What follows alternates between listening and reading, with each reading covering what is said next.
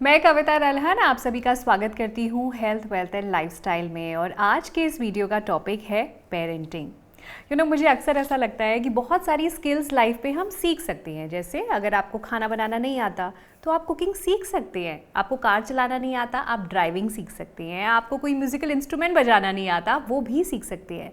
लेकिन दुनिया की सबसे बड़ी रिस्पॉन्सिबिलिटी वाली चीज़ पेरेंटिंग, वो हमें कोई नहीं सिखाता बिकॉज उसका कोई सेट फॉर्मूला ही नहीं है। तो क्यों ना किसी एक्सपर्ट की राय ली जाए।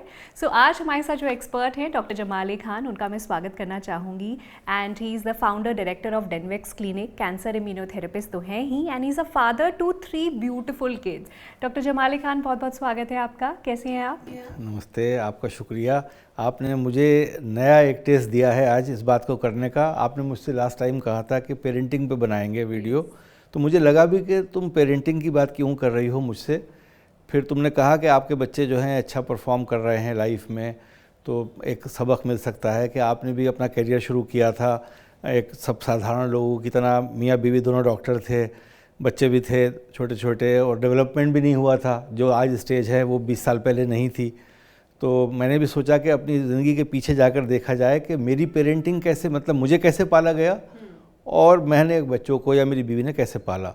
उसी रोशनी में मैं आपसे बात करूंगा आज। I'm excited आज के इस वीडियो के लिए बिकॉज आई एम श्योर हम बहुत सारे पहलू को छूने वाले हैं। आपकी बहुत सारी पर्सनल स्टोरी सुनने में मुझे तो बहुत मज़ा आता है। तो हाँ, तुमने मुझसे यही पूछा था कि भाई पेरेंटिंग पे आप बात करिए, तो तुम जैसे सवाल करती जाओगी वैसे ही मैं तुम्हें जवाब देता जाऊँगा। सबसे पहले मैं शुरू करना चाहूँगी। मेरा पहला सवाल ये है कि आजकल के टाइम पे जहाँ पे हस्बैंड एंड वाइफ दोनों वर्किंग हैं, दोनों पेरेंट्स का काम करना आजकल बहुत ज़्यादा ज़रूरी हो भी गया है। उस सिनेरियो में बच्चे होते हैं ज़्यादातर मेड्स के पास या हेल्प्स के पास, तो वहाँ पे हम बच्चे को एक अच्छी पेरेंटिंग कैसे दें? बिकॉज टाइम कम है दोनों के पास, पेरेंट्स के पास, और बच्चे कहीं ना कहीं मेड्स के पास हैं। देखो, ऐसा है आज की तारीख में टेक्नोलॉजी भी वैसी डेवलप हुई है जैसे हम लोगों ने मॉडर्नाइजेशन सीखा है। तो टेक्नोलॉजी में कैमरे भी आ गए हैं, तो एक तो हमें हमेशा अपने घर को कवर करना चाहिए कैमरे से। और कैमरा डिटरेंट होता है किसी भी आपके सर्वेंट के लिए कि वो बच्चे को कैसे रख रहा है। आप कैमरा नहीं भी देख रही हैं तब भी उसको एहसास होगा कि कैमरे के अंदर है। तो ये अगर दोनों माँ बाप जो हैं काम करने वाले हैं और बच्चा जो है वो ऐसा है कि जो जिसको रियर कर रहे हैं बच्चे को, हम 1 साल का है गोद में ले रहे हैं सर्वेंट, तो अभी वो कैमरे की निगरानी में होना चाहिए और कोई जगह महरूम नहीं होना चाहिए कैमरे से। कैमरा आपके बेडरूम में भी होना चाहिए, जिससे कि आप चाहें वो जब आप घर में हैं तो बंद कर दीजिए सारे कैमरे, लेकिन जब आप नहीं हैं तो कैमरे ज़रूर लगाइए। ये एक एडिशनल खर्चा है और मुझे यकीन है कि कैमरे वाले बहुत खुश होंगे इस मेरे वीडियो से। एब्सोल्युटली। अच्छा, ये बताइए, क्या वैसे बच्चे जब छोटे हैं तो क्या दोनों पेरेंट्स का बिजी होना उस वक्त ठीक है या गलत है? और ख़ास तौर पे मदर्स की ये रिस्पॉन्सिबिलिटी मानी जाती है कि अगर बच्चों को पालना है तो पहली रिस्पॉन्सिबिलिटी माँ की होती है। लेकिन मैं खुद एक वर्किंग मदर हूँ और मैं समझ सकती हूँ कि काम करना मदर्स के लिए क्यों ज़रूरी है। बट कितना सही है मदर्स का काम करना? देखो, मदर्स तो ब्रेक लेती ही हैं, नेचुरली ब्रेक लेती हैं। 6 मंथ्स का ब्रेक तो मिलता ही है। तो 6 महीने का ब्रेक भी कैरियर में बहुत बड़ा ब्रेक माना जाता है। जो लोग आपको बुलाते हैं, जो लोग आपके से चाहते हैं कि आपका इंटरव्यू आप ही करें, उनको नए लोग मिल जाएंगे। वो 6 महीना भी बहुत बड़ा पीरियड होता है जो आप छोड़ के नुकसान करती हैं अपना। तो मैं समझता हूँ कि औरत नुकसान तो करती ही रहती है लाइफ लॉन्ग अपना, और कैरियर को तो बीच बीच में वो झटका देती ही है। वो कितना भी कहे कि मैं नहीं देती, लेकिन बच्चा अगर बीमार होगा तो मदर ही घर में रुकेगी, फादर नहीं रुकेगा। फादर कहेगा भाई मुझे तो बहुत ज़रूरी काम है, तुम थोड़ा रुक जाओ आज। मदर खुद भी कहेगी मैं रुक जाती हूँ। ऐसा बहुत कम देखा गया है कि जैसे कीओ का फिल्म बनी थी ना एक, तुम्हें याद होगा, जिसमें दोनों का रोल उल्टा हो गया था। ऐसा रोल मैंने तो कहीं देखा नहीं अपने परिवार में और परिवारों में। जैसे आज तुम मुझसे सुबह बात कर रही थी ऑफ द कैमरा, में तुमसे कह रहा था कि तकरीबन मैं 50,000 लोगों से लाइफ में मिला होऊंगा, और इस लिहाज से कि मेरा प्रोफेशन जो है वो कैंसर का है, और कैंसर के मरीज़ भी झूठ नहीं बोलते, परिवार भी झूठ नहीं बोलते। तो मैंने परिवारों से बहुत इंटरेक्ट किया है और बहुत समझा है, देखा है। तो सभी लोग तकरीबन हम सब एक से होते हैं। और मैं कहना क्या चाह रहा हूँ कि मेरे पास जो जुज़ है वो अपनी कहानी का भी है और बाकी परिवारों की कहानी का भी है। तो ये है, माँ छोड़ती है काम, उतना ज़्यादा छोड़ना उससे ज़्यादा ज़रूरत नहीं है। जितना छोड़ रही है उतना ही छोड़ना ज़रूरी है, क्योंकि बच्चे को तो पूरी ज़िंदगी माँ बाप की ज़रूरत है। अगर आप ये कहें कि किस वक्त ज़रूरत नहीं है, तो जब आपकी बेटी 12 साल की है तब ज़्यादा ज़रूरत है उसे, वो 17 की है तब भी बहुत ज़्यादा ज़रूरी है आपको रहना उसके साथ। लेकिन आप भी कैमरे की तरह ही रहेंगे उसके ऊपर। जैसे आपने कैमरे लगा रखे हैं, वही कैमरे आपकी आंखों के साथ होते हैं, वही लगे रहना चाहिए, उतना ही ज़रूरी है। मैंने अपने बच्चों की परवरिश भी ऐसे ही करी, उनको बिल्कुल फ्री छोड़ के परवरिश करी। बस कैमरे की तरह मैंने और मेरी बीवी ने काम किया, उन्हें ऑब्ज़र्व करते रहे, उन्हें हिदायतें नहीं दी, जहाँ ज़रूरत हुई वहाँ हिदायत दी। हिदायत उर्दू का वर्ड आ गया, यानी नसीहत, उनको समझाना, ये नहीं करो वो नहीं करो। बच्चे अगर बहुत समझदार हो जाते हैं आपकी एटीट्यूड से, तो बच्चों को जहाँ ज़रूरत होती है वो खुद आपसे पूछते हैं। तो बच्चों को मैं ये भी नहीं कहूँगा कि दोस्त बना लो, दोस्त बनाना भी गलत है। बच्चों को माँ बाप ही चाहिए, लेकिन माँ बाप वो चाहिए कि जो कैमरे की निगरानी में माँ बाप हैं, जैसे कैमरे की तरह हम काम कर रहे हैं। पर कुछ लोग कहते हैं कि बच्चों का फ्रेंड बनना चाहिए ताकि वो सारी चीज़ें आपके साथ शेयर करें। बच्चा खुद शेयर करेगा। बच्चा माँ बाप से ज़्यादा शेयर करता है, दोस्तों से कम शेयर करता है। माँ से लड़की जो कन्फाइड करेगी वो माँ की तरह करेगी, दोस्त की तरह नहीं करेगी। क्योंकि दोस्त तो उसके स्कूल में भी हैं साथ में लड़कियाँ, तो उनसे भी कब शेयर कर रही है पर्सनल बात, वो आपसे भी वो ऐसी पर्सनल समझेगी, आपको दोस्त समझेगी। तो माँ की तरह ही रहना है, बाप की तरह ही रहना है। एक गुड पेरेंट की क्या डेफिनेशन है? अगर मैं एक अच्छी माँ बनना चाहती हूँ, आप अपने बच्चों के लिए अच्छे पेरेंट्स बनना चाहते हैं, सो क्या हमें करना चाहिए ताकि बच्चे हम पे विश्वास करें, हमारे साथ अपनी चीज़ें शेयर करें? देखो, इसमें एक बहुत अच्छा किस्सा तुम कहोगी। एक हमारे रसूल का, मोहम्मद का एक किस्सा याद आता है मुझे। वो एक अब लेडी आई उनके पास में राय लेने के लिए कि मेरा बच्चा शक्कर बहुत खाता है, मिठाई बहुत खाता है, शुगर बहुत खाता है, खजूर बहुत खाता है, अरब में खजूर हुआ करती थी, और बहुत ज़्यादा खाता है, मैं बहुत परेशान हूँ। तो आपने फरमाया कि तुम 1 हफ़्ते के बाद आना। ये हदीस है, हमारे यहाँ कुरान और हदीस में फ़र्क है। हदीसें वो हैं जो दोनों लोगों ने लिखी हैं, जो लोगों ने समझाया। कुरान वो है जिसको हम कहते हैं अल्लाह की किताब है। तो हदीस में है कि उन्होंने कहा 1 हफ़्ते के बाद तुम आना। वो 1 हफ़्ते के बाद आई बच्चे को लेके। तो उन्होंने बच्चे को समझाया कि बेटे तुम शक्कर मत खाया करो, ज़्यादा ये अच्छी चीज़ नहीं है, ये मीठा इतना नहीं खाते हैं। तो उसको बड़ी हैरत हुई कि बड़ी कॉमन बात आपने कही और 1 हफ़्ते बाद कही।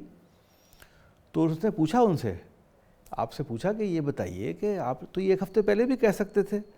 तो कहने लगे 1 हफ़्ते पहले शक्कर मैं बहुत खाता था, मैंने खुद छोड़ी शक्कर पहले, तब मैंने इसको आप हिदायत दी। तो हिदायत मैं कब दूंगा? जब मैं अमल कर रहा हूँगा, खुद अपने अंदर अमल कर रहा हूँ। तो यानी जो हम प्रीच कर रहे हैं वो हमें खुद पहले प्रैक्टिस करना है। हाँ, हम अपने जो बच्चा बहुत कीन ऑब्जर्वेंट होता है। बच्चा जो है, आप ये समझिए, बच्चे का पहला प्यार उसकी माँ होती है, बेटी का पहला प्यार उसका बाप होता है। तो बेटी जो है वो बाप से मुतासिर होती है और अपने लवर में भी बाप की शख्सियतें ढूंढती है, और लड़का अपनी माँ की बात ढूंढता है और लड़कियों में, और हमेशा अपनी बीवी से भी ये कहता है मेरी माँ बहुत अच्छा खाना बनाती थी, तुम इतना अच्छा खाना नहीं बनाती, क्योंकि माँ पहला प्यार है उसकी। तो प्यार जिससे बंदा करता है उसकी सलाहियतों को भी सीखता है, उसके अंदाज़ को भी सीखता है। तो जो अंदाज़, सलाहियतें आप अपने, यानी आप क्या है, ज़िंदगी क्या है, एक ड्रामा है ज़िंदगी, आप कैसे प्ले कर रहे हैं अपने आप को, how you are playing your self. तो you have to play like a role model. जब आप एक रोल मॉडल की तरह प्ले करेंगे, बच्चा वही अडॉप्ट करेगा आपका। बट क्या ये हमारे ऊपर बहुत ज़्यादा प्रेशर नहीं है? आई एम सॉरी टू से, अगर पर मुझे जल्दी उठना नहीं पसंद, मुझे कुछ चीज़ें जो एक्चुअली ठीक नहीं है, आप बेड पे बैठ के खाना खाना मुझे पसंद है, या कुछ ऐसी चीज़ें, मैं हमेशा एक परफेक्ट ह्यूमन बीइंग कैसे हो सकती हूँ? मैं परफेक्शन की बात ही नहीं कर रहा हूँ। तुम अच्छी हो ना, तुमने शादी करी, तुम्हारे बच्चे हुए, तुम भी वही चाहोगी वैसे ही हो जाए। सब एक ही ढांचे में क्यों पलें? अगर पलंग पे बैठ के खाना खाना कोई बुरी बात तुम्हें नहीं लगती तो वो भी खा ले, तो क्या बुरी बात है? बुरी बात मैं नहीं चाहती कि वो खाए, बच्चा खाए। वो गलत है, वो बिल्कुल गलत है। आप प्रीच वही करेंगे, जैसे मैंने आपसे भी कहा, अर्ज़ किया कि जैसे हमारे रसूल ने सिखाया समाज को, वही आपको करना है। इसमें क्या बुरी बात है? खाना पलंग पे खा लेगा तो कौन सी बुरी बात है? आई थिंक ये कोई बुरी बात नहीं है। राइट। चलिए, मैं कुछ चैलेंजेस जो आजकल के पेरेंट्स फेस करते हैं, मैं 1 बाय 1 उनकी बात करना चाहूँगी। आई थिंक सबसे इम्पॉर्टेंट एक टॉपिक है डिसरिस्पेक्टफुल चिल्ड्रन, बच्चे जब आपकी बात नहीं मानते, खास तौर पे अगर आप एक पब्लिक गैदरिंग में हैं, कहीं मॉल में हैं, मैंने कुछ बच्चों को देखा इतनी ज़िद करते हैं, ज़मीन पे लेट जाते हैं कि मुझे पर्टिकुलर टॉय चाहिए। या कई बार बच्चे हाथ भी उठा देते हैं, छोटे बच्चे 4-5 साल के होते हैं, वो मदर्स को हिट भी करने लग जाती हैं।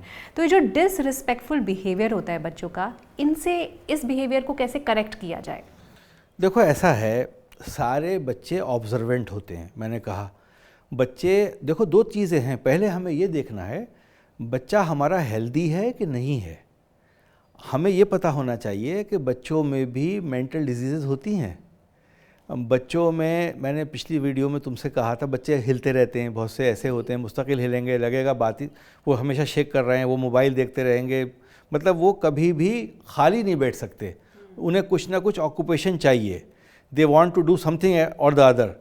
तो वो बच्चा अगर है तो उसके लिए हमें साइकोलॉजिस्ट की हेल्प लेना है, साइकेट्रिस्ट की हेल्प। टेंट्रम्स जो थ्रो कर रहा है बहुत ज़्यादा, यानी आप उसको कितना भी समझा रही हैं तब टेंट्रम थ्रो कर रहा है। इसमें भी परवरिश में मैं थोड़ा पीछे जाऊंगा, तुम्हारे सवाल से बहुत सी चीज़ें कनेक्टेड हैं। बच्चा पहले घर में भी डिसरिस्पेक्टफुल होगा, तब वो बाहर जाके करेगा, और उसको ये पता चलेगा कि जब मेरे घर में कोई मेरे मम्मी पापा के दोस्त आते हैं तो मैं कोई भी टेंट्रम थ्रो करूँगा तो ये मान जाते हैं मेरी बात। अगर उसको ये एहसास हो जाएगा तो वो बाहर भी जाके वही काम करेगा। तो आपने उसको ये एटीट्यूड दिखाना है कि जैसे तुम हमारे साथ बिहेव कर रहे हो वैसे ही हमारे जब दोस्त आएंगे वैसे ही बिहेव करोगे। अगर उसने ऐसा नहीं किया तो जाने देंगे दोस्तों को आप, फिर आप उसको साइकोथेरेपी देंगे, और साइकोथेरेपी देने में दोनों माँ बाप का हाथ होता है। मैंने ये देखा है फैमिलीज़ में कि अगर मदर डांटना शुरू करेगी तो फादर प्रोटेक्ट करने लगेगा, फादर डांटना शुरू करेगा तो मदर कहेगी अरे क्यों उसको परेशान कर रहे हो, खाना खाने दो, उसका होमवर्क भी करना है उसे। बच्चा बहुत कीन ऑब्जर्वर है, वो हर चीज़ को समझता है, वो एक इंडिविजुअल पैदा हुआ है ना, आप ही के पेट से पैदा हुआ है, तो आपसे इंटेलिजेंस में आपकी बराबर है और आपसे ज़्यादा भी है। और एज गैप भी आया है, जो कहते हैं कि एक एज गैप आया, एक 10 साल 20 साल का, आजकल तो 5 साल का गैप भी बहुत बड़ा गैप होता है। तो हमें परवरिश में ये ध्यान देना है कि हम दोनों एक वॉइस हैं, माँ और बाप का एक वॉइस होना बहुत ज़रूरी है। अगर हम एक वॉइस नहीं है तो बच्चा समझ जाएगा कि माँ मेरा साथ देती है, जैसे यूजुअली लड़कों का साथ माँ देती है, लड़कियों का साथ बाप देता है। तो वो चूँकि नेचुरल इंस्टिंक्ट है, ये नेचुरल इंस्टिंक्ट है, इसको आप चेंज नहीं कर सकते। लेकिन या तो अगर बाप को बुरा लग रहा है, अब हमारी बेटी को माँ डांट रही है, तो बाप उठकर चला जाए, उस वक्त शामिल ही नहीं हो उस गुफ्तगू में, उसे लगे कि उसने सुना ही नहीं कि क्या हो रहा है, एंड माँ शुड डील विद दैट। और फादर भी जब बोल रहे बेटे से तो मदर को हट जाना चाहिए। ये परवरिश का बहुत इंपॉर्टेंट पहलू है। हम दोनों ने डॉक्टर होते हुए ये सीखा था और हमने वही ऑब्ज़र्व किया और वही समझा, और इस बात से बहुत फ़ायदा हुआ। मैंने भी अपने बचपन में यही देखा था कि मेरे फादर अखबार पढ़ते रहते थे, अगर मेरी मदर मुझसे कुछ कहती होती थी, वो अखबार में घुस जाते थे। उस वक्त लगता था कि अखबार के अंदर हैं वो पूरे दोनों पेजेस में। उनको थोड़ा देर बाद देखा, उनको पता ही नहीं है क्या हो रहा है, but he must be listening. तो उसका बड़ा अच्छा इम्पैक्ट पड़ता है। बच्चे को गलत हेल्प देना आपकी नुकसानदेह, वो चीज़ वही कैरी करेगा, टेंट्रम थ्रो करेगा मार्केट में, जो उसने घर में भी किए हैं आपके सामने, फिर आपको शर्मिंदगी होती है। ऐसा होता है। तो ये भी चीज़ है। खाने का भी एक तरीक़ा होता है कि हमने मान लीजिए गैस को सर्व किया, आपका बच्चा बिस्किट्स कभी नहीं खाता है, लेकिन जब आपने गैस को सर्व किया तो वो सारे बिस्किट उठा के खा रहा है। अब आप बड़ी शर्मिंदगी आपको हो रही है कि ये क्या हो गया। या कहीं गए किसी के घर में, वहाँ खूब खा रहा है, आप कहते हैं बच्चा मेरा कुछ खाता ही नहीं, मैं तो घर पे खिलाने की कोशिश करती हूँ। बिकॉज क्या है, वो बच्चों में बच्चों में क्या होता है, नेचुरल एक इंस्टिंक्ट होता है बच्चों का, दे वांट अटेंशन। और जहाँ अटेंशन उनको मिलेगी, चाहे वो बिस्किट खाने से मिले और उसकी बातें शुरू हो जाए, then he will feel happy. तो उसके लिए क्या करना है, प्लेट दी कि बच्चा बेटे जाओ दूसरे कमरे में जाके खाना शुरू करो, यहाँ हमें छोड़ दो। उस वक्त उसी को दे दिया आपने बिस्किट, अपने किसी, या आपने खुद लेके ही बिस्किट की प्लेट, बेटे इस कमरे में बैठ के खाओ, तुम अलग खाओ, हम बात कर रहे हैं। देन ही विल नो कि अगर हम उसको हटा देंगे यहाँ से तो वो बातें नहीं सुन पाएगा हमारी, तब नेक्स्ट टाइम वो बिस्किट नहीं खाएगा आपके साथ। राइट। अच्छा, आपने बिस्किट खाने की बात करी तो इस पे भी मैं ज़रूर बात करना चाहूँगी कि आजकल आई थिंक अगर 10 घर ले लो तो 10 में से 9 घर ऐसे हैं जहां बच्चे टीवी देखकर या मोबाइल फ़ोन देखकर ही खाना खाते हैं, उसके बिना खाते ही नहीं हैं। जी। मैंने अपने घर में भी ये देखा है, मेरी फ्रेंड्स हैं उनके बच्चों के साथ भी ये दिक्कत है। अगर आप टीवी या फ़ोन उनको नहीं दोगे तो वो खाना ही नहीं खाएंगे। तो अब कब मदर तक नहीं खाएगा बच्चा खाना? नेचुरल इंस्टिंक्ट है, भूख तो लगेगी ना, क्राई करेगा, 2 दिन क्राई करेगा। मैंने ऐसे पेरेंट्स देखे हैं जो वन फाइन डे उसका सकलिंग निपल का हैबिट होता है वो ख़त्म कर देते हैं। मतलब वो जैसे पहले चूसनी देते थे ना मुंह में कि रोए नहीं, उन्होंने कहा नहीं आज से नहीं देना है, नहीं दी। बच्चा रोएगा, 2 दिन रो सकता है, 3 दिन रो सकता है, फिर नहीं रोएगा। खाना वो एक वक्त नहीं खाएगा। आप थोड़ा वेट तो कीजिए कि उसे भूख लगे। हम तो बच्चों को बगैर भूख लगे खाना खिलाते हैं ना, ओबेसिटी का कारण ये भी है। तो हमें न्यूट्रिशन, जैसे बच्चे को ज़रूरत है तो वो खाएगा खाना। मान लीजिए आपके घर में मोबाइल जब आप बच्ची थी नहीं थे, टीवी नहीं थे, तो आप कैसे खाना खाती थी? बिना मोबाइल टीवी बिना टीवी के। यस। तो वो खाइए ऐसे, उसको देने। आप देखिए, आप खुद उस वक्त अगर मैगज़ीन पढ़ रही हैं या आप अपने मोबाइल में कुछ प्रोग्राम देख रही हैं तो आप भी दूसरा मोबाइल उसको दे देती हैं। तो आपने भी तो वो हैबिट उस वक्त छोड़ना है ना, तब वो दूसरा मोबाइल नहीं देखेगा। तो माएँ भी ये करती हैं, बाप भी ये करते हैं कि भाई तुम भी देख लो, मैं भी देख लूँ। तो वो गलत है। राइट। तो यानी कि अगर बच्चे को खाना खिलाना है तो फिर आपको भी ये आदत डालनी पड़ेगी कि बिना स्क्रीन टाइम के आप भी खाना खाएं। और आप कह रहे हैं कि उस बच्चे को रोने दिया जाए, चाहे या उसको भूखा रखा जाए जब तक वो भूखा रहेगा नहीं। बच्चा क्रैंकी होगा, थोड़ा सो जाएगा, ठीक है सो गया। इतना तरस खाना ज़रूरी नहीं है। बच्चा एक इंडिविजुअल है पूरा।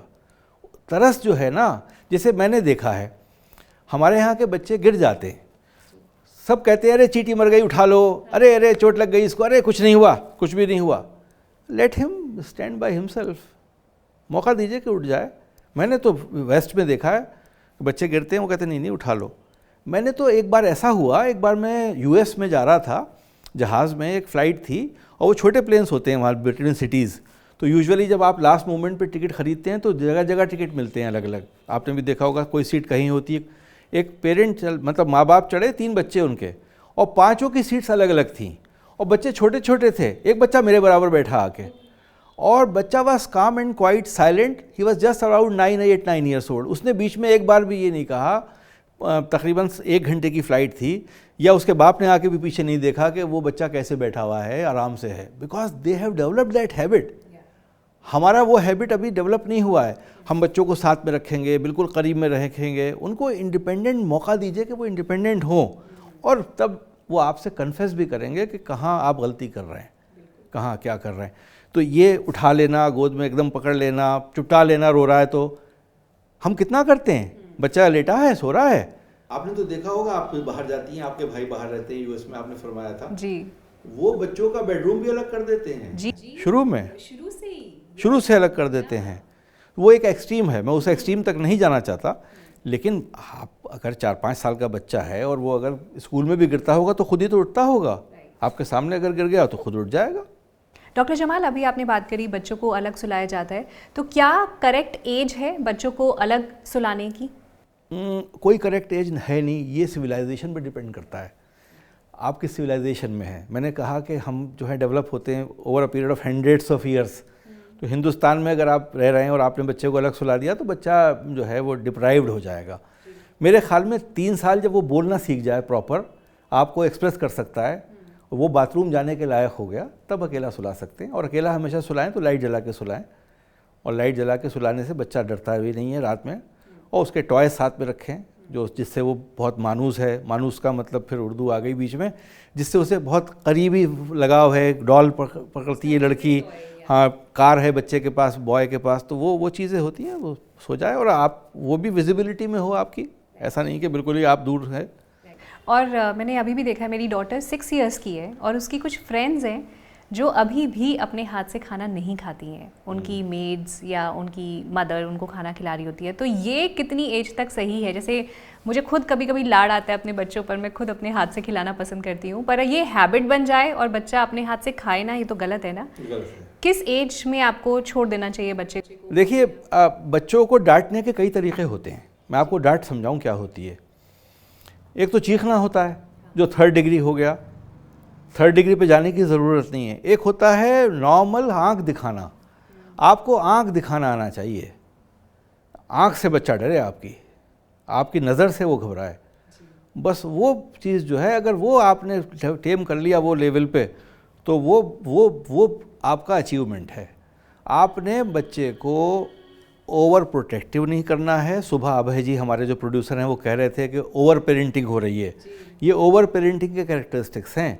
लेकिन मैं आपसे हमेशा मेडिकल फिटनेस की बात करूंगा। हमें ये पता होना चाहिए हमारा बच्चा मेडिकली फिट है कि नहीं है, क्योंकि आजकल बच्चे ऐसे भी हैं सोसाइटी में। आपने देखा होगा तारे ज़मीन पर एक फ़िल्म आई थी आमिर खान की, उसमें एक मैसेज कन्वे किया था कि बच्चों में कभी कभी ऐसा कैरेक्टर होता है जो इसेंट्रिक होते हैं या थोड़े से डिफरेंट होते हैं, जो तो आपको ये भी पहचानना है कि बच्चे में क्या है। और ये पहचान कौन देगा आपको? बच्चे के स्कूल टीचर, क्योंकि वो उनसे बिल्कुल उनके पास जो गया एनवायरनमेंट में, तो उन्हें इमोशनल अटैचमेंट नहीं है, वो टीचर की तरह देख रहे हैं। वो आपको बताएंगे कि बच्चा आपका कैसे बिहेव करता है। तो आपको काउंसलिंग भी कभी कभी कराना होगी, और मैंने देखा है कि काउंसलिंग की अक्सर बेशतर ज़रूरत पड़ती है बच्चों को। बच्चों के साइकोलॉजिस्ट भी होते हैं, बच्चों का ट्रीटमेंट भी होता है, बच्चों की दवाएं भी दी जाती हैं।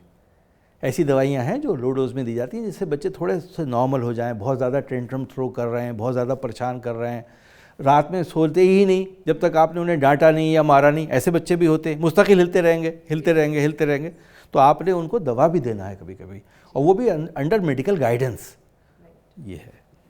डॉक्टर जमाल, अभी आपने बात करी कि थर्ड डिग्री टॉर्चर होता है अगर आप बच्चे पे चिल्ला रहे हैं, पर मैं खुद कई बार ऐसा कर चुकी हूँ जहाँ पे मैंने गुस्से में आके आपने बच्चे को एक लगा दिया। सो कितना ठीक है? क्या बच्चों को मारना सही है? बच्चों को मारना बिल्कुल सही नहीं है। आपको ये जान के हैरत होगी कि मैं आज तकरीबन 60 साल की उम्र का होने वाला हूँ। मेरा बचपन 55 साल पहले था, मुझे कभी किसी ने मारा ही नहीं। Can you believe that?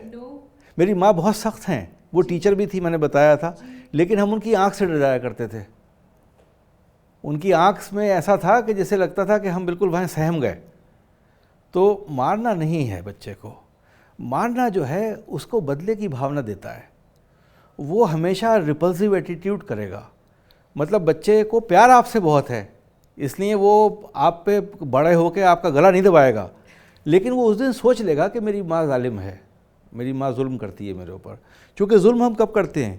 आप बराबर वाले को तो नहीं मार सकती, कमज़ोर को मारेंगी ना, तो वो कमज़ोर है। कमज़ोर को मारना जो है वो जो है आपके मतलब आपके ताबे में है, आपके कब्ज़े में है, आपने उसे मारा, ये गलत एक्ट है। आप भी लिहाजा छोड़ दीजिए। और मुझे नहीं पता, आप बाद में मुझसे कहें कि इसको एडिट कर देना। मैं चाहता नहीं कि कोई एडिट हो इसमें। मैं चाहता हूं कि जो हूबहू इंटरव्यू होता है हमारा पूरा जाए, कम्युनिटी को पूरा मैसेज मिलना चाहिए। डॉक्टर जमाल, लेकिन जब अपनी जनरेशन की बात करूं मैं, हम छोटे थे तो हमारे कुछ पेरेंट्स हिट करते थे, लेकिन हमें कोई ऐसा चाइल्डहुड ट्रॉमा नहीं हुआ। मैंने तो कभी नहीं पलटकर कहा कि मेरी माँ जालिम थी। नहीं, बच्चे को देखिए, ज़माना बदल रहा है। आपके ज़माने में बच्चों का ओरिएंटेशन बहुत कम होता था। वो कहानियाँ नहीं देखते थे टीवी पे, उनके पास बहुत ज़्यादा पढ़ने को मटेरियल नहीं होता था। आज की तारीख़ में बच्चे मुस्तकिल टीवी वॉच करते हैं, उसमें भी ऐसे प्रोग्राम्स आते हैं बच्चों के लिए, बच्चों को, और बच्चों के हक़ पता है बच्चों को आजकल। वो कहते हैं कि आप मार के दिखाओ, ऐसे कंट्रीज़ हैं जहाँ पर बच्चा पुलिस बुला सकता है। यूएस में आप मार दीजिए, अगर बच्चा डायल कर लेगा 9 तो आपके पास पुलिस आ जाएगी आपको पकड़ने, वो ले जाएगी आपको बच्चे को कि हम अपने यहाँ प्रोटेक्शन में पालेंगे इसको। स्कैंडिनेवियन कंट्रीज़ में भी नहीं मार सकते आप, यूरोप में भी नहीं मार सकते। तो वहाँ क्या बच्चे सब ख़राब पैदा हो रहे हैं, सारे बिगड़े हुए बच्चे हैं? ऐसा तो नहीं है। मारना is not a normal thing. मैंने बताया ना कि आपने बच्चे को मारना कब किया? जब आपने उसको टेम प्रॉपरली नहीं कर पाए, तब आपने थर्ड डिग्री पे गए ना। थर्ड डिग्री से पहले तो आपने आँख दिखाई, बात करी, गुस्सा भी नहीं करना है। मैंने आपसे कहा ना, बच्चा कीन ऑब्जर्वर होता है। बच्चे की सलाहियत क्या होती है? आप ये देखिए, वो आपका हिंदी जानता है, आपने हिंदी सीखा बात करना, वो उसी वक्त अंग्रेज़ी भी सीखता होता है, वो अंग्रेज़ी भी जानता है इतना छोटे दिमाग में। फिर वो मैथ्स भी जानता है, उसको 2+2 भी आता है, उसको टेबल्स भी याद कर लेता है। फिर आप उसे ज्योग्राफी भी सिखाते हैं, तो उसके पास इतना इन्फॉर्मेशन है, इतना नॉलेज है, तो उसको आप अगर साइकोथेरेपी खुद देंगे तो बच्चा समझ जाएगा कि मेरी माँ क्या चाहती है, कि आपको वो शर्मिंदा नहीं करे जब आपके गेस्ट आ जाएं, आपसे कोई बात करना है अकेले में करे, और आपको हमेशा ये बताना है कि मैं सब कुछ नहीं दिलवा सकता। मान लीजिए आप सब कुछ दिलवा सकती हैं, मैंने लास्ट एपिसोड में भी कहा था कि मेरी दादी ने कहा साइकिल मत लो, साइकिल की चाबी का अच्छा ले लो, अगले साल साइकिल दिलवाएंगे। तो बच्चे को हमेशा ओवर फंडिंग नहीं करना चाहिए, उसकी सारी चीज़ों को पूरा नहीं करना चाहिए। आप जब उसकी सारी चीज़ों को पूरा करेंगे तो वो पाथ से डेविएट कर जाएगा, उसको लगेगा कि मैं पढ़ूं क्यों, मुझे तो सब चीज़ वैसे ही मिल जाती है, मुझे पढ़ने से फ़ायदा क्या होगा, I am getting everything whatever I want, there is no need for me to study. अच्छा, जो हम कई बार बच्चों को लालच देते हैं कि तुम अपना होमवर्क करो तो तुम्हें मैं ये दिलाऊंगा, तुम अगर इस तरह से बिहेव करोगे तो इसके बदले तुम्हें ये मिलेगा, ये जो कई बार हम डील करते हैं बच्चों के साथ, ये सही है या गलत तरीका है? छोटी चीज़ें तो अच्छी होती हैं, कभी कभी तो स्कूल भी करते हैं, पेरेंटिंग में भी ये भी चीज़ आती है कि आपने उसको कहा कि भाई, कहते हैं ना कि इनाम देना कोई बुरी बात नहीं है, तो रोज़ नहीं कहेंगे आप, कभी कभी कहेंगे भाई तुम्हारे एग्जाम खत्म हो जाए मैं फिल्म लेके चलूँगी। लेकिन क्या बच्चे में ये हैबिट तो फॉर्म नहीं हो रही है कि अगर मुझे कुछ मिलेगा तभी मुझे अच्छा बिहेव करना है? ये बड़ा डेलिकेट बैलेंस है। आपको ये बात समझना चाहिए कि बच्चा जो है आपका बच्चे से ज़्यादा वो बहुत समझदार इंडिविजुअल है, उसकी एक पूरी पर्सनालिटी है और वो हर चीज़ ग्रैस्प कर सकता है, और आपके ऐसे एटीट्यूड में हमेशा एक ही चीज़ नहीं होना चाहिए कि you have to keep changing things. कभी आपने अब बग़ैर कोई आपको ये ज़रूरत नहीं है कहने की कि मैं तुम ये करोगे तो वो करूँगा। मान लीजिए उसको आइसक्रीम का शौक़ है और आपने हफ्ते में 2 मरतबा आइसक्रीम खिलवा दी तो कोई बुरी बात नहीं है, लेकिन डेली आपने आइसक्रीम खिलवाई ये बुरी बात है, ये रॉन्ग हैबिट है। हाँ, 1-2 बार खिलवा दी, उसके बगैर क्या खिलवा दी आपने आइसक्रीम, उसने कहा भी नहीं, ज़रूरत भी नहीं थी, आपने कहा चलो चल रहे हैं, मुझे भी आइसक्रीम खाना थी, चलो खा लेते हैं आइसक्रीम, मुझे भी आइसक्रीम खाना थी, तुम सुन रही हो सेंटेंस मेरा, तुम्हें भी खिला देते हैं। दैट्स हाउ, ये बहुत बड़ा अजीब चीज़ है। देखिए मेरे बच्चों ने, हम लोग ऑर्डिनरी ज़िंदगी गुजारते थे, हम डॉक्टर सिंपल थे जैसे सब दुनिया में होते हैं, फिर भी मेरे बच्चों ने आउटराइटली बहुत अच्छा परफॉर्म किया। मैं इसलिए बड़ा फ़ख्र से बताऊंगा कि मेरी बेटी ने यूके में पढ़ाई करी, उसने अपने बेसिस पे एडमिशन लिया एक नॉर्मल यूनिवर्सिटी में, उसने वहाँ ग्रेजुएशन की, ग्रेजुएशन के बाद में उसने एक्सेल किया उस ग्रेजुएशन में, जब अकेले रह के, और अकेले रह के यूके में सारे रास्ते बिगाड़ के हो सकते हैं, लेकिन उसको कैम्ब्रिज में एडमिशन मिला।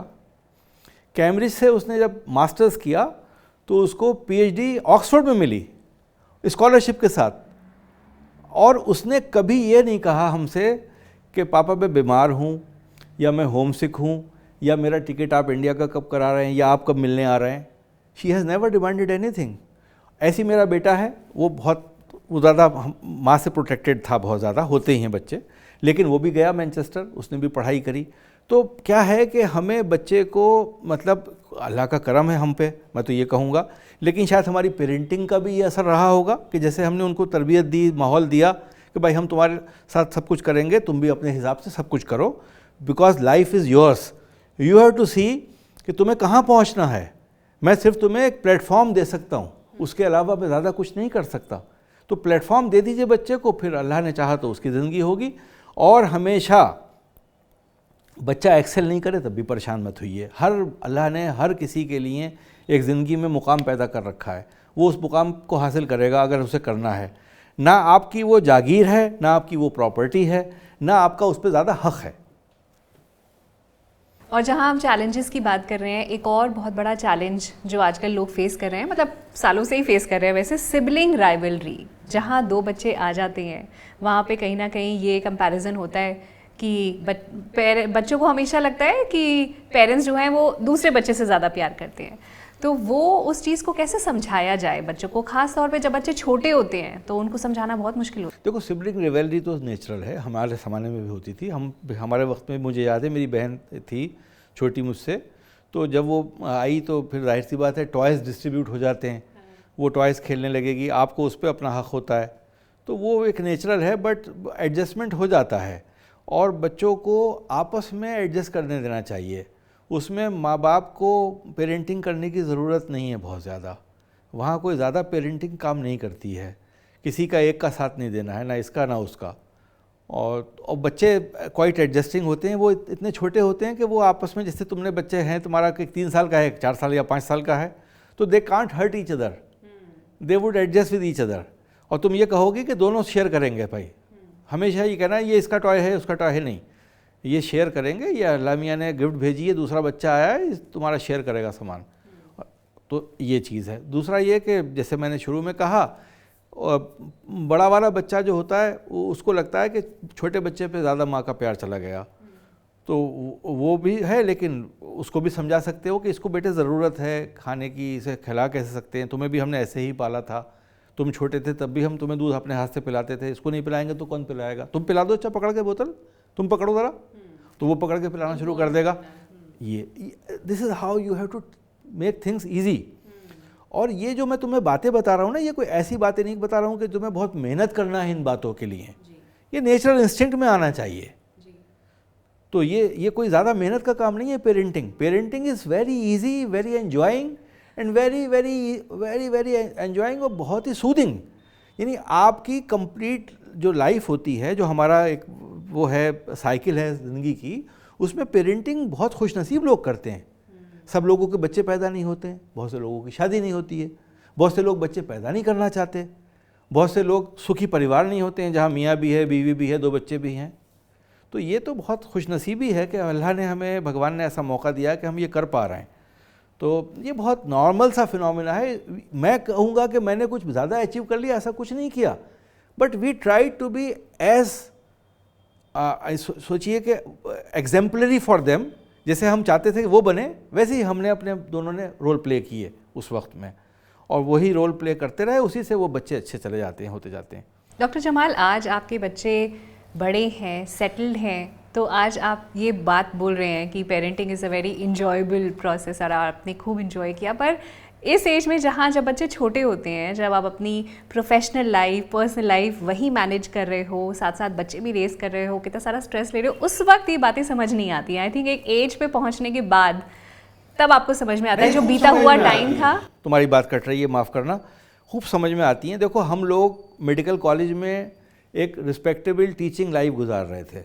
हम लोगों ने एक डिसीजन लिया जो एब्रप्टली हमारी सारे चैलेंजेस जिसने खोल दिए। हमने कॉलेज छोड़ दिया, मेडिकल कॉलेज की लाइफ छोड़ी, एक दूसरे शहर में आए, नोएडा में आके सेटल हुए अलीगढ़ से। वहाँ बच्चों के नए स्कूल्स थे, आमदनी के ज़रिए कम हो गए थे, तो we also face lot of challenges. ऐसा आसान काम नहीं था तो तुम्हें लग रहा है कि बहुत इजी था, हमारे लिए शायद ज़्यादा मुश्किल काम था। उन लोगों के लिए आसान है जो एक अच्छी लाइफ, एक ऑलरेडी इस्टेब्लिश अपनी ज़िंदगी गुजार रहे हैं, उनको गुजारना। हमें तो ये भी लगता था कि शाम को बच्चों के लिए मैं जाके ख़रीद के सामान लाऊंगा, ये लाऊंगा, दूध लाऊंगा, तो कहाँ से पैसा आएगा, कैसे आएगा, मतलब it was a real difficult task. तो हमने सब कुछ किया। और मैंने तुमसे शुरू में भी ये हमेशा कहा है, अल्लाह से मदद मांगते रहना है। स्पिरिचुअलिटी क्या होती है? स्पिरिचुअलिटी जो है आपको एक मोमेंटम देती है लाइफ का। और वो मोमेंटम क्या होता है, मतलब मोमेंटम आप समझती हैं, मास और वेलोसिटी से बनता है मोमेंटम। तो वो एक आपको वेलोसिटी भी देता है, मास भी आता है जब आप स्पिरिचुअलिटी की बात करते हैं। अल्लाह से मदद मांगना, अल्लाह का शुक्र अदा करना, खुदा के बारे में सोचते रहना, और ये कहना कि बच्चे जो हैं मेरे अच्छे हो जाएं, खुदा से भी मदद मांगना, तो बच्चे अच्छे होते चले जाते हैं। अच्छा, अभी तो हमने जितनी भी बातें करी वो ज़्यादातर यंगर किड्स की थी, जो छोटे बच्चों के साथ चैलेंजेस फेस करते हैं एज पेरेंट्स। लेकिन आई थिंक सबसे क्रूशल टाइम या सबसे डिफ़िकल्ट टाइम मैं कह सकती हूँ जो होता है पेरेंट्स के लिए, वो होता है टू मैनेज टीनेज ईयर्स। वो क्यों इतना मुश्किल होता है और वहाँ एज पेरेंट्स हमारा क्या रोल है? देखो, टीन एज में बायोलॉजिकल चेंजेस आती हैं, हम सबको पता है, और बच्चा एक्सप्लोर करना चाहेगा, उसका एडल्टहुड की तरफ जा रहा है, इमैच्योर है। तो इमैच्योर है तो वो जाहिर सी बात है, उसके अंदर नई नई चीज़ें आ रही हैं तो वो उसको एक्सप्लोर करेगा, उसको आप रोक नहीं सकते, वो रोकना भी नहीं चाहिए। लेकिन आपको सिर्फ इतना बताना है कि क्या लिमिट्स हैं हमारे, क्या अच्छा है क्या बुरा है। मैं समझता हूँ कि जो बच्चे कोएड में पढ़ते हैं वो एक अच्छा तरीक़ा है, और जो लड़कियाँ खाली गर्ल्स स्कूल में पढ़ती हैं, आपने कंजर्वेटिव माहौल में उन्हें पढ़ाया, उनको एक्सप्लोर करना बड़ा मुश्किल होता है। वो समझ नहीं पाती हैं कि उन्हें करना क्या है, how to manage boys, because they don't know how to manage boys, how to talk to boys. Manage करना है बॉयज़ को। टॉक तो बात की बात है, यानी वो स्टेयर करेगा लड़का, वो लड़की समझेगी पता नहीं क्यों स्टेयर कर रहा है, मुझे क्या वजह है। लेकिन अगर वो क्लास में उसके लड़का है तो वो स्टेयर क्यों करेगा, उससे बात करेगा, वो भी बात करेगी।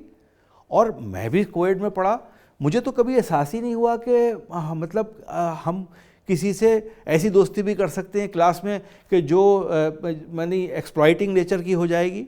हमें तो नहीं हुआ एहसास, हमारे तो बच्चे 10th क्लास के आज तक साथ हैं। तो कोएड भी पढ़ाना ज़रूरी होता है और बच्चों को let them talk to each other.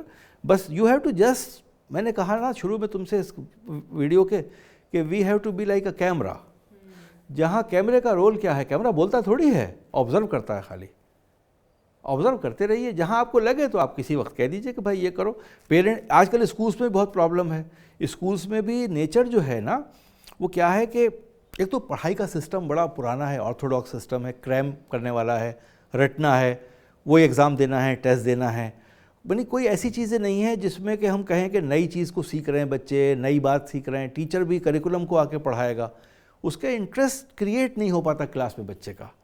तो अगर बच्चे का इंटरेस्ट आप क्रिएट करेंगे डिफरेंट स्कूल्स में भी, देखो माफ़ करना तुम कहोगी, अक्सर मुझसे मेरे जो सुनने वाले हैं कहते हैं कि साहब आप कंपैरेटिव स्टडीज़ क्यों करते हैं। हमें कंपैरेटिव स्टडीज़ इसलिए करना है कि जो वेस्ट ने अडॉप्ट किया है, क्या उससे फ़ायदा हो रहा है? हाँ, हो रहा है उससे फ़ायदा। उसे स्कैंडिनेवियन कंट्रीज़ में जो स्कूलिंग होती है वो डिफरेंट है हमारी स्कूलिंग से।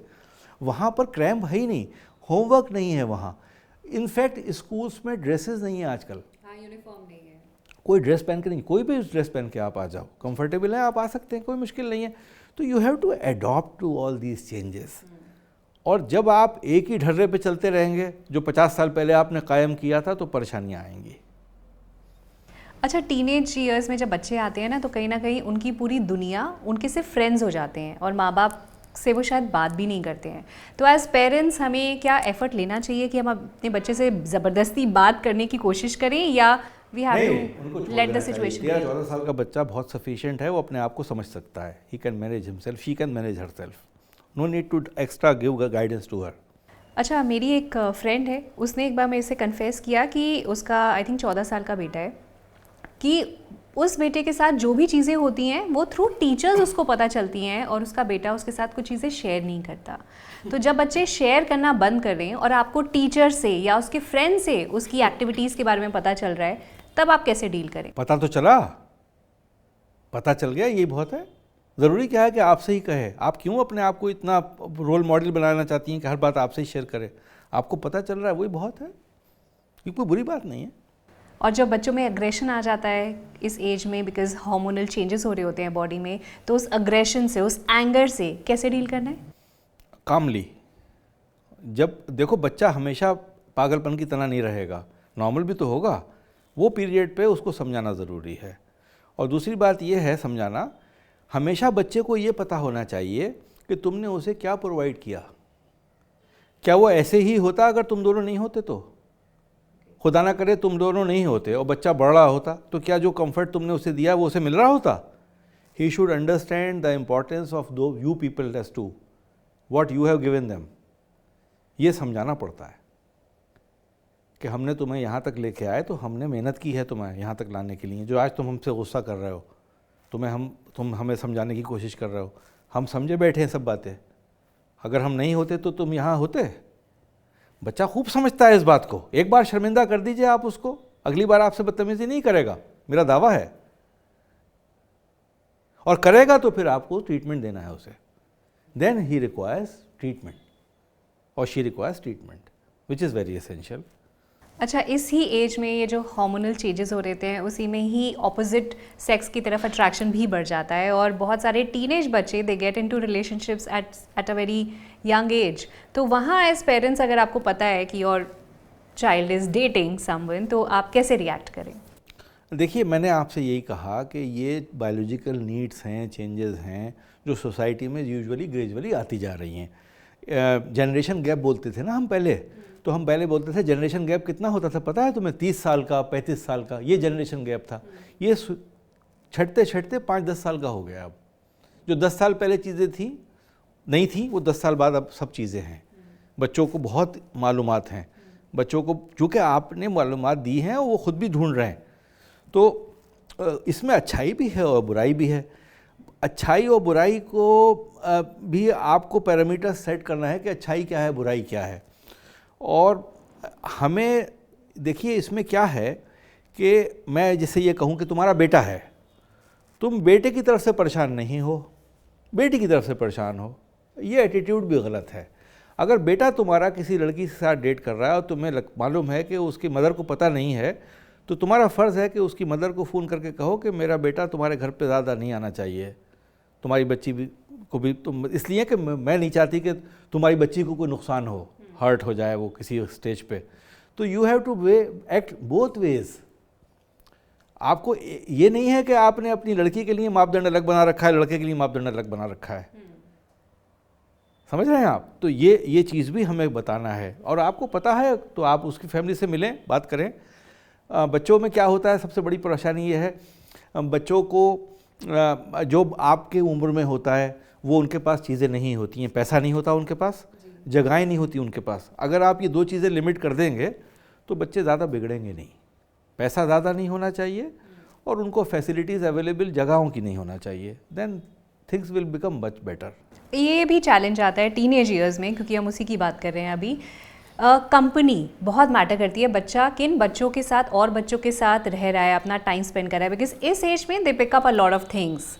अगर दूसरे बच्चे बाहर जा रहे हैं, क्लबिंग जा रहे हैं, ड्राइव कर रहे हैं, जो भी चीज़ें कर रहे हैं वो कॉपी करने की कोशिश करते हैं। तो कंपनी में अगर स्पेशली अगर आपके बच्चे का बेस्ट फ्रेंड ही कुछ ऐसी चीज़ें कर रहा है जो आप नहीं अलाउ करते, और आप उसको बोलोगे कि अपने बेस्ट फ्रेंड के साथ नहीं रहो, इसके साथ टाइम कम बिताओ, वो नहीं मानते।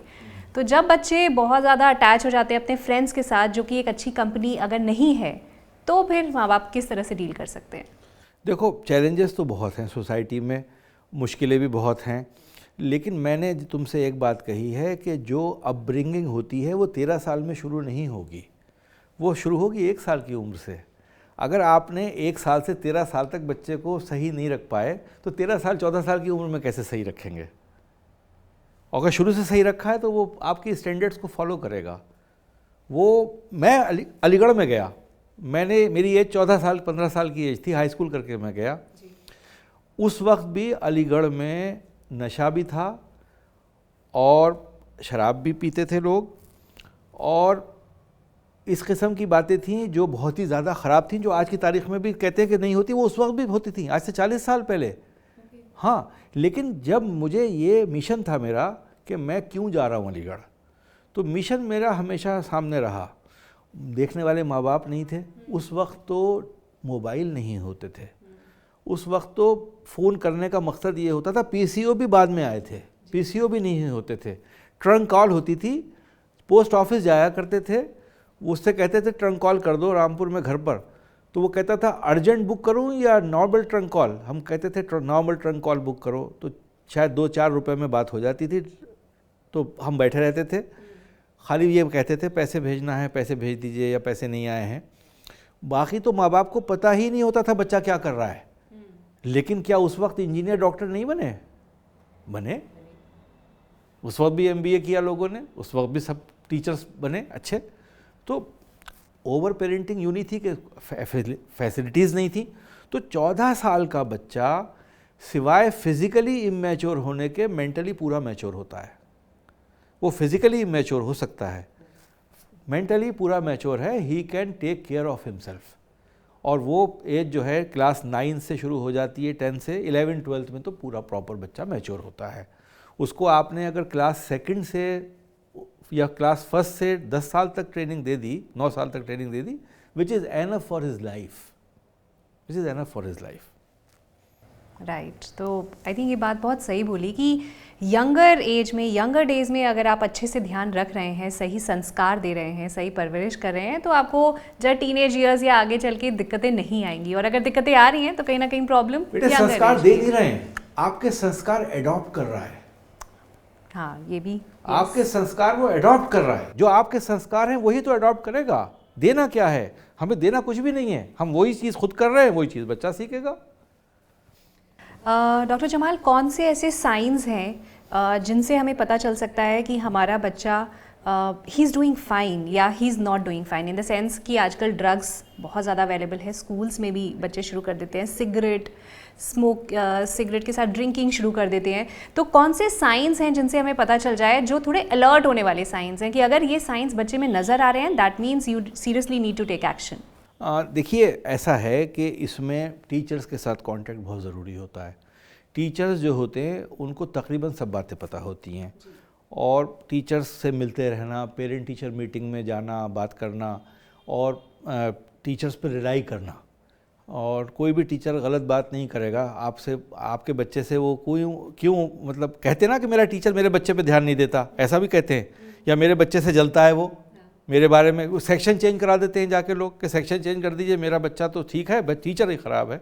मैं तो टीचर्स का साथ दूंगा, क्योंकि उसके क्लास में अगर 35-30 बच्चे हैं, 40 बच्चे हैं, तो वो सबके लिए सब एक सा है। आपके बच्चे में कोई बात होगी, वहाँ से आपको पता होना चाहिए अर्ली साइंस कि कहाँ गलती हो रही है। तुमसे मैंने फिर वही बात कहूँगा, सब वक्त में सब चीज़ें होती हैं। आज से 40 साल पहले भी सब कुछ होता था, लेकिन हम सही रहे, चूँकि हम सही माहौल से गए थे, हमें वैल्यू सिस्टम मालूम था। हमने वैल्यू सिस्टम दे दिया तो हम मानेंगे। बच्चा हो सकता है स्मोक कर ले एक बार, ऐसा पॉसिबल है उसके साथ। 2-3 बार स्मोक करेगा, उसको लगेगा कि खांसी आई, शुरू में उठा और कोई इसमें ज़्यादा एंटरटेनमेंट था नहीं, पैसा भी खर्च हुआ मेरा, वो खुद छोड़ देगा। Let him give time that he stops smoking. Don't need to put extra pressure for that. Right. अगर आप डांट के बंद करा भी दोगे तो शायद वो दोबारा शुरू कर दे, लेकिन अगर वो खुद से डिसाइड करता है कि मुझे स्मोकिंग नहीं करनी है, तभी छूटेगी। और दूसरी बात तुम कह रही हो, मैंने तो ऐसी फैमिलीज देखी हैं जहां माँ बाप भी शराब पी रहे हैं, बच्चा भी साथ में शराब पी रहा है। हाँ, ये मैंने देखा है कि कुछ फादर्स क्यों नहीं पीते हैं? बहुत से लोग आज की तारीख में बहुत, इनफैक्ट उसकी बर्थडे में अब भी शराब की बोतलें खुलती हैं बच्चे की बर्थडे में। अगर 18+ की बात छोड़ दीजिए, छोटे बच्चों में 15 साल की एज में, हाँ हाँ, फैमिली में शराब चल रही है, बच्चे की बर्थडे है, तो आप उससे कहोगे कि तू मत P? What is this nonsense?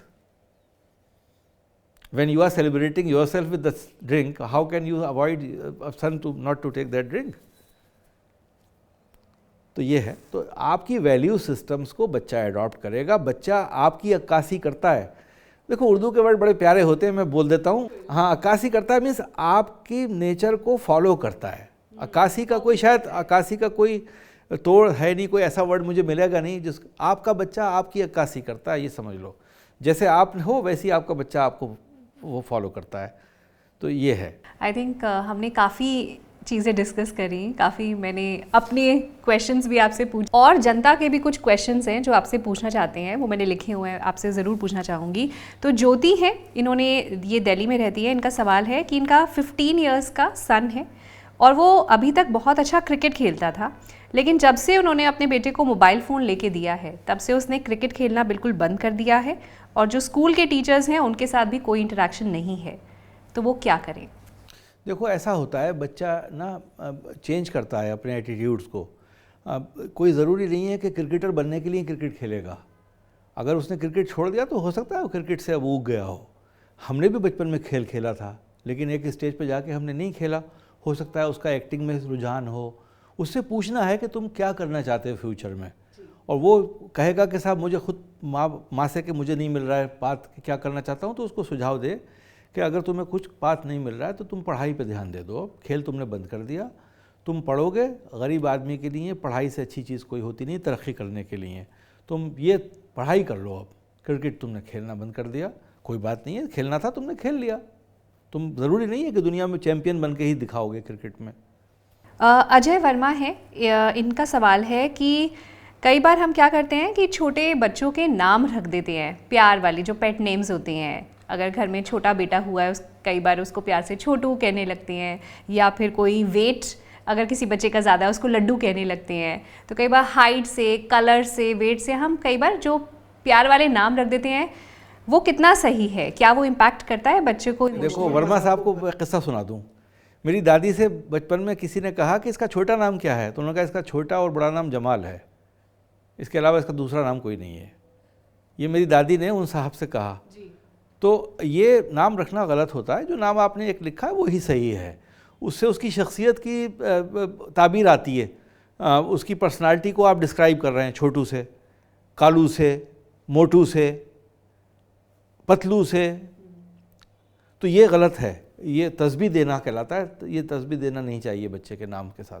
जी जी, माँ बाप को उस वक्त लगता है कि वो प्यार से नाम रख रहे हैं, पर कई बार उसका नेगेटिव इम्पैक्ट भी हो सकता है। मेरे राय में नहीं रखना चाहिए। मैंने अपना जो साइकोलॉजी में देखा है, नाम रखना नहीं चाहिए। अंग्रेज़ों में लोग नाम नहीं होते हैं। अच्छा, पेट नेम नहीं, कोई कुछ नहीं होता है। They just may have short name. जैसे अगर कोई पीटर्सबर्ग है तो उसे पीटर कह सकते हैं, पिट कह सकते हैं। जैसे जैम कह देंगे मुझे जमाल को वो, बट नॉट डिफरेंट नेम। वो शॉर्ट कर देंगे वो लोग, जैक बोल देंगे, जसप्रीत का जैज हो जाएगा। ये कर सकते हैं। अदरवाइज वो ज़्यादा नाम बिगाड़ते नहीं हैं। अच्छा, एक और सवाल है कि ये एसपी गौतम जी ने पूछा है कि पहले मेरा जो बेटा है वो बाहर जाता था खेलने के लिए, लेकिन अब घर पे ही रहकर सारे टाइम या तो फ़ोन पे रहते हैं या फिर वीडियो गेम्स खेलते रहते हैं, तो आउटडोर गेम्स खेलना बंद कर दिया है, तो क्या करें? मैंने बताया ना, देखो चेंज होते रहते हैं हैबिट्स। टीन एज में बच्चे अडॉप्ट करते हैं। तो टीन एज शुरू होती है 13 साल से और 19 साल तक चलती है। तो उसमें बहुत से बच्चे 15 साल पे कुछ छोड़ देंगे, 16वें पे कुछ और नया काम करेंगे, 18 पे फिर नया कुछ काम करेंगे। तो वो अभी उनका डेवलप हो रहा है नेचर कि वो क्या करना चाहते हैं फाइनली। तो आउटडोर गेम कभी कभी बच्चे अवॉइड करते हैं, नहीं खेलते हैं, उनको पसंद नहीं आते। तो let them be the way they are. They should not be unnecessarily, उनको बहुत ज़्यादा एजुकेट करने की ज़रूरत नहीं है उसके बारे में। क्योंकि 11 प्लेयर हैं क्रिकेट के। तुम सबने पूरे हिंदुस्तान में कहा कि मेरा बच्चा क्रिकेट खेलेगा, तो कहाँ खेलेगा, किस मैच में जाएगा? मान लो अभी IPL की टीम्स हैं, उसमें भी 100 होंगे लोग, लेकिन क्या 100 लोग क्रिकेट खेलेंगे भारत में? तो अगर उसने क्रिकेट छोड़ दिया तो अच्छी बात हुई, क्योंकि उसका कैरियर अब ज़्यादा अच्छा जाएगा। ज़्यादा अच्छा यूँ जाएगा कि अब चांसेस ऑफ सक्सेस ज़्यादा हैं उसके लिए। उस वक्त चांसेस ऑफ सक्सेस कम थे।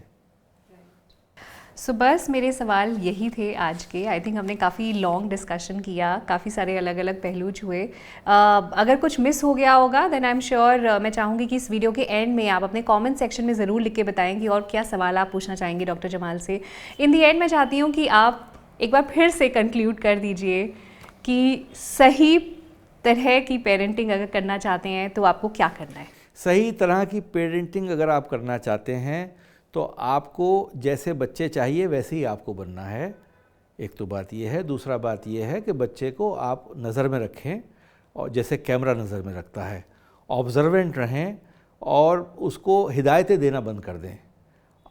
जब आप किसी घर में जाएंगे, कहीं कैमरा होगा और आप देखेंगे कैमरा लगा हुआ है, तो आप भी उस कैमरे की निगरानी में अगर समझ रहे हैं आपको, तो आप भी बहुत बिहेवियरल पैटर्न आपका डिफरेंट होगा, ना कि उस जगह पे जहाँ कैमरा नहीं है। तो आप ये मान के चलें कि आप कैमरे की तरह हैं। और दूसरा, बच्चे को हमेशा ये सिखाएं हम दरमियानी लोग रह रहे हैं। हम दरमियानी लोगों का मतलब क्या होता है कि जो कॉमनर्स हैं, कॉमनर्स बहुत रिच नहीं होते हैं, बहुत पुअर नहीं होते। तो बच्चे को ये बताना है कि बेटे तुम्हारी तरक्की का सबसे आसान रास्ता जो है वो पढ़ाई है। उससे आसान रास्ता कोई हो नहीं सकता। तुम अगर पढ़ोगे तो तुम ज़िंदगी अच्छी गुजार लोगे, हमारे बगैर भी गुजार लोगे जब हम नहीं होंगे, और तुम्हें परेशानियां नहीं आएंगी। हमने तुम्हारे लिए यहाँ तक कर दिया, तुम्हें इसके आगे खुद करना है। तो ये इस बात पे मैं कंक्लूड करूँगा। राइट, शुक्रिया बहुत बहुत। Thank you so much doctor Jamal, आपने जो इतनी सारी विजडम हमारे साथ शेयर करी है। आई एम श्योर मेरे जैसे और भी जितने पेरेंट्स ये शो देख रहे हैं उनके बहुत ज़्यादा काम में आने वाली है। नेक्स्ट टाइम फिर से मिलेंगे आपके साथ एक इंटरेस्टिंग टॉपिक के साथ। Thank you so much. नमस्कार जी।